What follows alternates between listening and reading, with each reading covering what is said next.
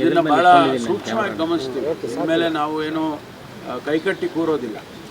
ಯಾವ ಕಾರಣಕ್ಕೂ ಕೂಡ ಇದು ನಡೆಯೋಕ್ಕೆ ಮುಂದೆ ಇದನ್ನು ನಡೆಯೋಕ್ಕೆ ನಾವು ಬಿಡೋದಿಲ್ಲ. ಜೊತೆ ಖಂಡಿತವಾಗಿ ಯಾರೇ ದ್ವೇಷದ ಭಾಷಣಗಳು ಅಥವಾ ಅನವಶ್ಯಕವಾದ ಪೋಸ್ಟಿಂಗ್ಗಳು ಈಗ ಈ ಸೋಷಿಯಲ್ ಮೀಡಿಯಾದಲ್ಲಿ ಅದನ್ನೆಲ್ಲ ನಿಯಂತ್ರಣ ಮಾಡ್ತೀವಿ.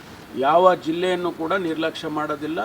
ಅದನ್ನು ಈ ಭಾಗದಲ್ಲಿ ಸ್ವಲ್ಪ ಹೆಚ್ಚಿನ ರೀತಿಯಲ್ಲಿ ಗಮನ ಹರಿಸ್ತಾ ಇದ್ದೇವೆ.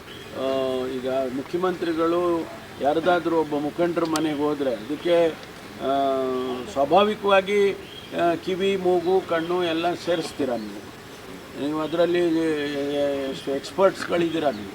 ನಾನು ಇದ್ದೆ, ಅವರು ಕರೆದಾಗ 15 ದಿವಸದ ಹಿಂದೆ ಮುಖ್ಯಮಂತ್ರಿಗಳನ್ನು ಹರಿಪ್ರಸಾದ್ ಅವರು ಅವ್ರ ಮನೆಯಲ್ಲೇ ನಾವು ಏನೋ ಮಾತಾಡುವಾಗ ನಮ್ಮನೆಗೆ ಒಂದು ಸಾರಿ ಬನ್ನಿ ಅಂತೇಳಿ ಕರೆದ್ರು. ತಿಂಡಿಗೆ ಬನ್ನಿ ಅಂತ ಬರ್ತೀನಿ ಅಂದರು ಮುಖ್ಯಮಂತ್ರಿಗಳು. ಅಷ್ಟಾಗಿದೆ. ಬಿಟ್ಟರೆ ನೀವು ಅದಕ್ಕೆಲ್ಲ ನಾನು ಹೇಳಿದಾಗೆ ಎಲ್ಲ ಚೆನ್ನಾಗಿ ನೀವು ಎಕ್ಸ್ಪರ್ಟ್ಸ್ ಇದ್ದೀರಲ್ಲ. ಈಗ ಕಂಪ್ಯೂಟರ್ನಲ್ಲೆಲ್ಲ ಮಾಡ್ತಾರಲ್ಲ, ಹಂಗೆ ಮಾಡ್ತೀವಿ. ಮಂಗಳೂರು ಇರ್ಬೋದು ಅಥವಾ ಉಡುಪಿ ಇರ್ಬೋದು, ಆ ಭಾಗದಲ್ಲಿ ಶಾಂತಿ ಇರಬೇಕು. ಯಾರು ಶಾಂತಿಯನ್ನು ಕದಡೋದಕ್ಕೆ ಪ್ರಯತ್ನ ಮಾಡ್ತಿದ್ದಾರೆ ಅವರನ್ನು ನಾವು ಬಿಡೋದಿಲ್ಲ, ಯಾವುದೇ ಕಾರಣಕ್ಕೂ ಕೂಡ ಬಿಡೋದಿಲ್ಲ. ನಾನು ಕಳೆದ ಬಾರಿ ಹತ್ಯೆಗಳು ಆದಂಥ ಸಂದರ್ಭದಲ್ಲಿ ಮಂಗಳೂರಿಗೆ ಹೋಗಿ ನಾನು ಹೇಳಿದೆ, ಶಾಂತಿ ಕಾಪಾಡಬೇಕು, ನೀವೆಲ್ಲರೂ ಕೂಡ ಭಾಳ ಪ್ರಜ್ಞಾವಂತ ಸಮುದಾಯ, ನೀವೆಲ್ಲ ಜನ ಈ ಭಾಗದಲ್ಲಿ ಇರ್ತಕ್ಕಂಥವ್ರು. ಆದರೆ ಇದು ನಡೀತಾನೆ ಇದ್ದರೆ ಸರ್ಕಾರ ಸಹಿಸೋಕ್ಕಾಗತ್ತಾ? ಇದನ್ನು ನಾವು ಯಾವ ಕಾರಣಕ್ಕೂ ಸಹಿಸೋದಿಲ್ಲ. ಹಾಗಾಗಿ ಇವತ್ತು ಕೆಲವು ಅಧಿಕಾರಿಗಳನ್ನು ಅನಿವಾರ್ಯವಾಗಿ ನಾವು ಅಲ್ಲಿಂದ ಬದಲಾಯಿಸಬೇಕಾದಂಥ ಪರಿಸ್ಥಿತಿ ಬಂತು. ಅದಕ್ಕಾಗಿ ಅಲ್ಲಿನ ಕಮಿಷನರ್ನ ಮತ್ತು ಅಲ್ಲಿ ಎಸ್ ಪಿಯನ್ನು ಮತ್ತು ಉಡುಪಿ ಎಸ್ ಪಿಯನ್ನು ಕೂಡ ಈಗ ನಾವು ಬದಲಾಯಿಸಿದ್ದೇವೆ. ಅವರಿಗೆ ಸೂಚನೆಯನ್ನು ಕಟ್ಟುನಿಟ್ಟಿನ ಇದು ಕ್ರಮ ತಗೋಬೇಕು ಅಂತ ಸೂಚನೆಯನ್ನು ಕೂಡ ಮುಖ್ಯಮಂತ್ರಿಗಳಾಗಲಿ ನಾನಾಗಲಿ ಕೊಟ್ಟಿದ್ದೇವೆ. ಅದರಿಂದ ಇದನ್ನು ಭಾಳ ಸೂಕ್ಷ್ಮವಾಗಿ ಗಮನಿಸ್ತೀವಿ. ಆಮೇಲೆ ನಾವು ಏನು ಕೈಕಟ್ಟಿ ಕೂರೋದಿಲ್ಲ. ಯಾವ ಕಾರಣಕ್ಕೂ ಕೂಡ ಇದು ನಡೆಯೋಕ್ಕೆ ಮುಂದೆ ಇದನ್ನು ನಡೆಯೋಕ್ಕೆ ನಾವು ಬಿಡೋದಿಲ್ಲ. ಅದರಿಂದ ಜನಸಮುದಾಯನೂ ಇದಕ್ಕೆ ಸಹಕಾರವನ್ನು ಕೊಡಬೇಕು ಅಂತೇಳಿ ನಾನು ವಿನಂತಿ ಮಾಡ್ತೇನೆ. ಹಾಗಾಗಿ ನಾವು ಈ ಬದಲಾವಣೆಗಳನ್ನು ಮಾಡಿ ಈಗಾಗಲೇ ಕಳೆದ ವಾರ ನಾನು 15 ದಿವಸದ ಕೆಳಗಡೆ ಹೋಗಿ ಮಾಡ್ಕೊಂಡು ಬಂದಿದ್ದೆ. ಅವಾಗಲೂ ಕೂಡ ಕೆಲವರು ಹೇಳಿದರು, ಮುಂದೆ ನೋಡಿ ಇಂಥದ್ದು ಆಗಬಾರ್ದು ಅದು ಅಂತೇಳಿ. ಅಲ್ಲಿನ ಒಂದು ಸಮುದಾಯದವರು ನಿನ್ನೆ ಭಾಳ ಅಜಿಟೇಟೆಡ್ ಆಗಿ ಮಾತನಾಡಿದ್ದಾರೆ. ಅವರು ಸ್ವಾಭಾವಿಕವಾಗಿ ಮಾತಾಡೋದಕ್ಕೆ ಅಂಥ ಸಂದರ್ಭದಲ್ಲಿ ಮಾತಾಡೋದಕ್ಕೆ ಅವರಿಗೆ ನಾವು ನಿಯಂತ್ರಣ ಮಾಡೋಕ್ಕಾಗೋದಿಲ್ಲ. ಮಾತಾಡಿದ್ದಾರೆ, ಅದೆಲ್ಲ ತೊಂದರೆ ಇಲ್ಲ. ಆದರೆ ಅವರ ಅಭಿಪ್ರಾಯಗಳನ್ನು ಅವರು ಬೇರೆ ರೀತಿಯಲ್ಲಿ ಎಕ್ಸ್ಪ್ರೆಸ್ ಮಾಡಿದ್ದಾರೆ. ನಮಗೇನು ಆ ರೀತಿ ಇದಿಲ್ಲ. ಆದರೆ ಸರ್ಕಾರ ಖಂಡಿತವಾಗಿ ಇದನ್ನು ಭಾಳ ಗಂಭೀರವಾಗಿ ಈಗ ನೋಡಿ, ಅದಕ್ಕಾಗಿ ನಾನು ಅಲ್ಲೇ ಹೇಳಿ ಬಂದಿದ್ದೆ ಒಂದು 15 ದಿವಸದ ಕೆಳಗಡೆ. ಅದಕ್ಕೆ ಸ್ವಲ್ಪ ಸ್ಟ್ರಕ್ಚರ್ ಮಾಡೋದಕ್ಕೆ ನಮಗೆ ಒಂದಷ್ಟು ಸಮಯ ಬೇಕಾಗಿತ್ತು. ಅದಕ್ಕೆ 15 ದಿವಸದ ನಂತರ ಅನೌನ್ಸ್ ಮಾಡಿದ್ದೀವಿ.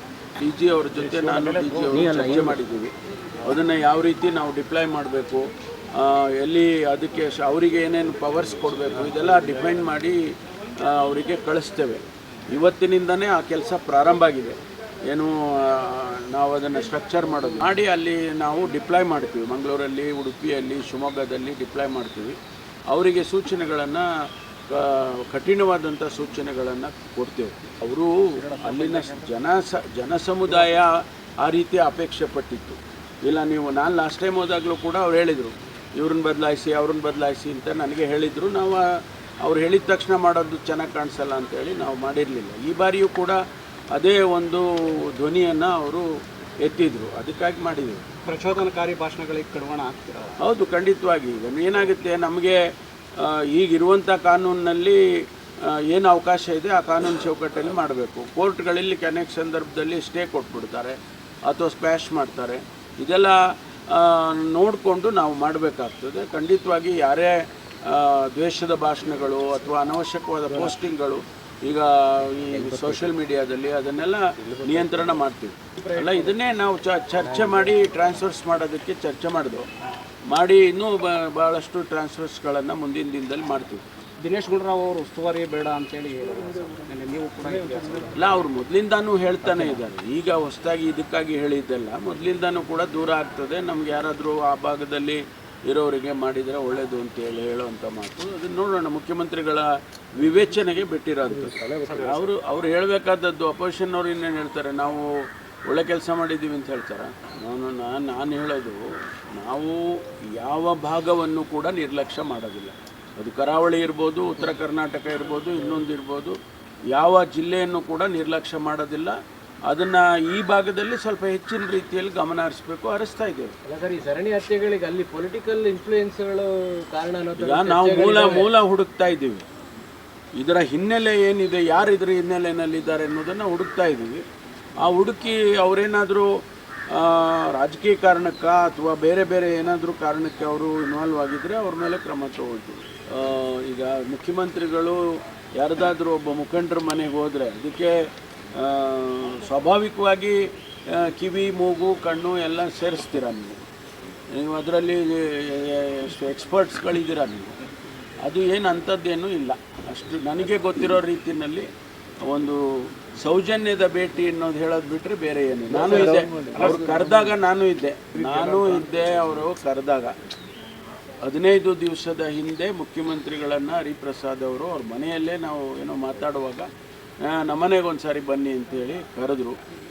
ತಿಂಡಿಗೆ ಬನ್ನಿ ಅಂತ ಬರ್ತೀನಿ ಅಂದರು ಮುಖ್ಯಮಂತ್ರಿಗಳು. ಅಷ್ಟಾಗಿದೆ ಬಿಟ್ಟರೆ ನೀವು ಅದಕ್ಕೆಲ್ಲ ನಾನು ಹೇಳಿದಾಗೆ ಎಲ್ಲ ಚೆನ್ನಾಗಿ ನೀವು ಎಕ್ಸ್ಪರ್ಟ್ಸ್ ಇದ್ದೀರಲ್ಲ.